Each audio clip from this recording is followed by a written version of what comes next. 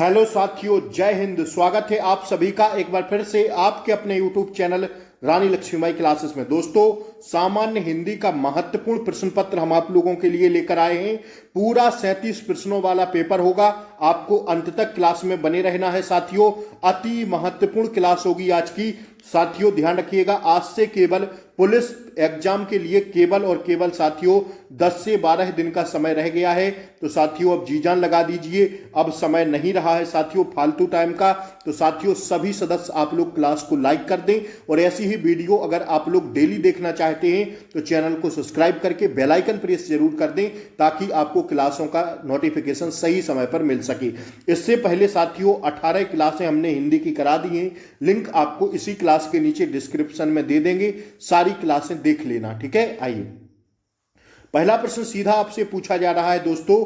वही प्रश्न हम आपको पढ़ाएंगे जैसे आपको सीधे परीक्षा में पूछे जाएंगे, ठीक है। तो मात्रा के आधार पर स्वर कितने प्रकार के होते हैं? तो देखिए ना, अगर आपसे कहे कि मात्रा के आधार पर स्वर कितने प्रकार के होते हैं तो भैया 3 प्रकार के होते हैं। दीर्घ स्वर, ह्रस्व स्वर और साथियों प्लुप्त स्वर, ठीक है। ध्यान रखिएगा, प्लुप्त स्वर 3 स्वर होते हैं। अगर आपसे यही पूछ दे कि साथियों वर्णमाला के आधार पर, किंतु हिंदी में जो वर्णमाला है, वर्णमाला में मात्रा के आधार पर अगर आपसे पूछे तो साथियों 2 लगाइएगा।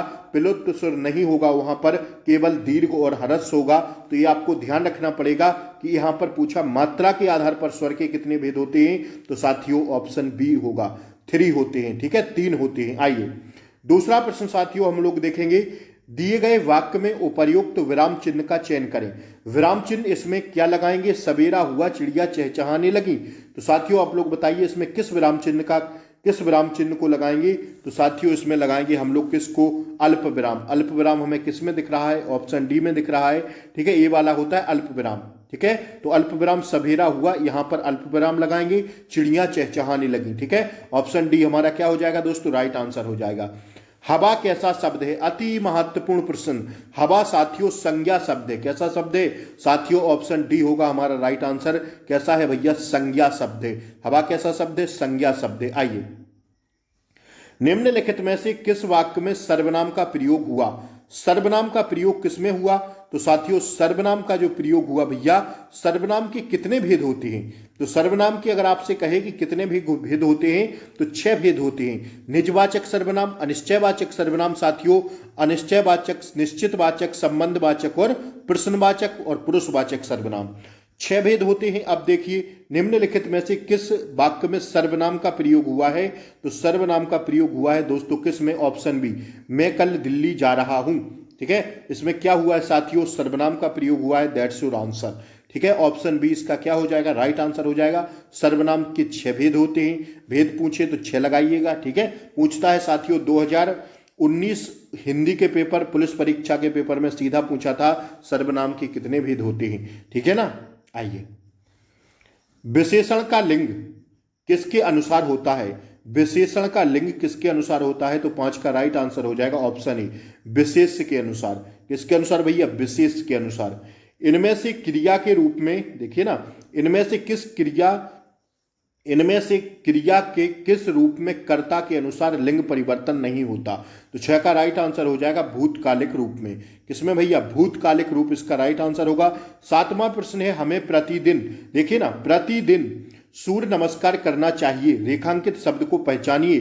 तो कैसा होगा साथियों? रेखांकित शब्द मतलब प्रतिदिन उपसर्ग में आएगा, अव्यय में आएगा, सर्वनाम में आएगा या कारक में आएगा? तो प्रतिदिन जो शब्द है साथियों यह किस में आएगा? ऑप्शन बी, अव्यय के अंतर्गत आएगा। ध्यान रखिएगा, ऑप्शन बी हमारा क्या हो जाएगा? राइट आंसर हो जाएगा, ठीक है ना। 7 का राइट आंसर ऑप्शन बी हो जाएगा। आइए 8वां प्रश्न देखेंगे दोस्तों। लिंग के आधार पर असंगत शब्द युग्म है कौन सा? लिंग के आधार पर असंगत शब्द युग्म कौन सा है? तो 8 का राइट आंसर है दोस्तों दास, दासिन, ठीक है। क्या लिंग के आधार पर असंगत, जैसे कुमार का कुमारी होगा, बिल्कुल सही है। आपको बताना था असंगत, तरुण का तरुणी हो जाएगा, सुंदर का सुंदरी हो जाएगा, लेकिन दास का दासी नहीं होगा, दास का दासी हो जाएगा, दासिन नहीं होगा, ठीक है। तो असंगत यही था, ऑप्शन बी हमारा राइट आंसर होगा, ठीक है ना। लिंग के आधार पर पूछा था, 8 का राइट आंसर ऑप्शन बी है।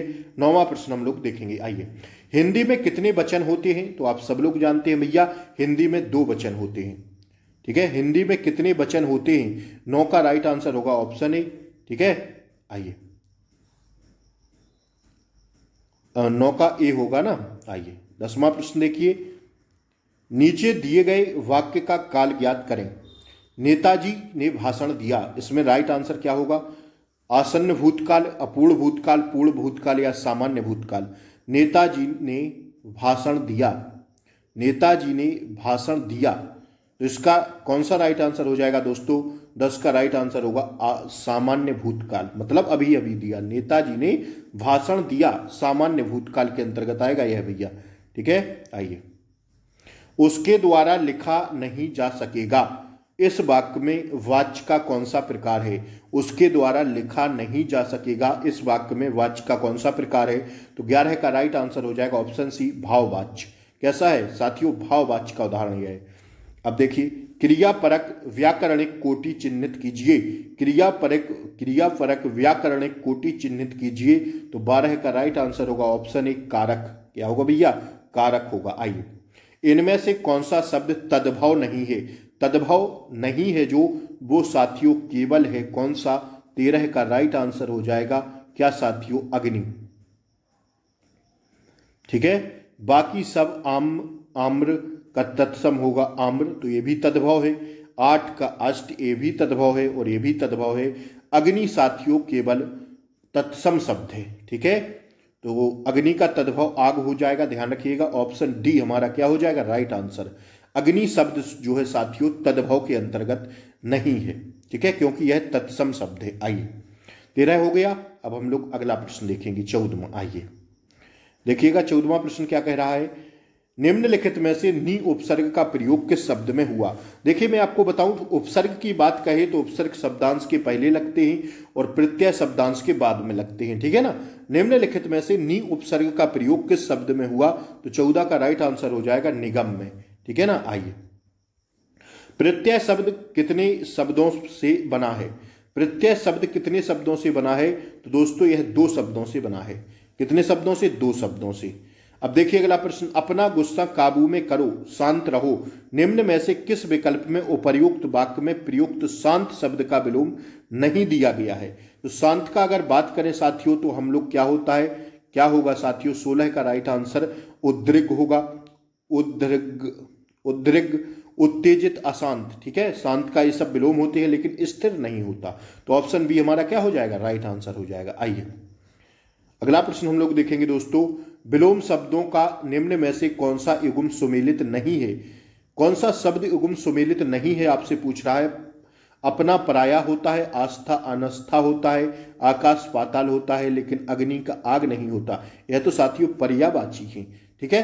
तो विलोम की दृष्टि से यही शुद्ध नहीं है, यही सुमेलित नहीं है, ठीक है। तो ऑप्शन डी 17 का क्या हो जाएगा? राइट आंसर हो जाएगा। आइए, अंक शब्द का अर्थ नहीं होता है, अंक शब्द का अर्थ नहीं होता है, तो 18 का राइट आंसर होगा दोस्तों अंग नहीं होता केवल।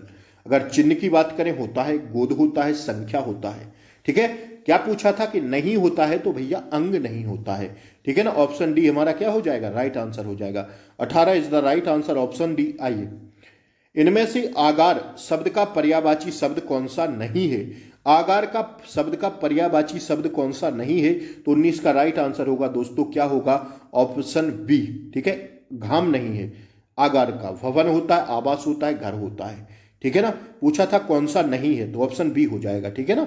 19 का राइट आंसर ऑप्शन बी हो जाएगा। 20वां प्रश्न हम लोग देखेंगे, अनंत विश्व में अनेक देवताओं की कहानियां प्रचलित हैं, इस वाक्य में उपर्युक्त अनंत शब्द निम्न में से किस अर्थ को व्यक्त करता है? तो 20 का राइट आंसर बताइए। अनंत शब्द करता है अंतहीन को व्यक्त। किसको भैया? अंतहीन को। ऑप्शन ए 20 का हमारा राइट आंसर हो जाएगा। आइए, श्रुति सम भिन्नार्थक शब्दयुग्म चरम चर्म का उचित अर्थ बताइए। चरम मीन्स क्या होता है और चर्म मीन्स क्या होता है, ये आपको बताना है। तो चरम मीन्स होता है अंतिम अंतिम सीमा, और चर्म मीन्स होता है चमड़ा। तो ऑप्शन सी क्या हो जाएगा? 21 का राइट आंसर हो जाएगा, ठीक है ना। आइए, 100 वर्ष का समय वाक्यांश के लिए एक शब्द क्या होगा? क्या कहेंगी साथियों? 100 वर्ष का समय होता है क्या? 22 का राइट आंसर होगा ऑप्शन ए, 100 वर्ष का समय मतलब शताब्दी। क्या होता है भैया? शताब्दी, ठीक है। 100 वर्ष हो जाते हैं तो साथियों क्या कहते हैं? उसे शताब्दी कहते हैं। आकिंचक शब्द के लिए सही वाक्यांश क्या होगा? अंकेक्षक शब्द के लिए अंकेक्षक शब्द के लिए सही वाक्यांश क्या है? तो 23 का राइट आंसर होगा दोस्तों ऑप्शन डी, आय व्यय के आंकड़ों की जांच करने वाला। क्या? आय व्यय के आंकड़ों की जांच करने वाला। 23 का हमारा राइट आंसर दोस्तों ऑप्शन डी हो जाएगा। ठीक है ना। आइए, दो निकटवर्ती वर्णों के परस्पर मेल से जो परिवर्तन होता है उसे क्या कहते हैं? दो निकटवर्ती वर्णों के परस्पर मेल से जो परिवर्तन होता है उसे क्या कहते हैं? तो 24 का राइट आंसर होगा संधि कहते हैं। अति महत्वपूर्ण, कई एग्जाम में पूछा गया, उत्तर प्रदेश पुलिस में पूछा गया कि दो निकटवर्ती वर्णों के परस्पर मेल से जो परिवर्तन होता है उसे साथियों संधि कहते हैं। क्या कहते हैं भैया? संधि कहते हैं। ऑप्शन बी हमारा क्या है? राइट आंसर है। प्रतिदिनम शब्द का समास विग्रह करिए। बताइए इसका राइट आंसर 25 का क्या होगा साथियों? दिन दिनम प्रति, दिनम दिनम प्रति। प्रतिदिनम शब्द का जब समास विग्रह करेंगे, संधि विच्छेद नहीं, समास विग्रह करेंगे तो दिनम दिनम प्रति आएगा। ऑप्शन बी इसका क्या होगा?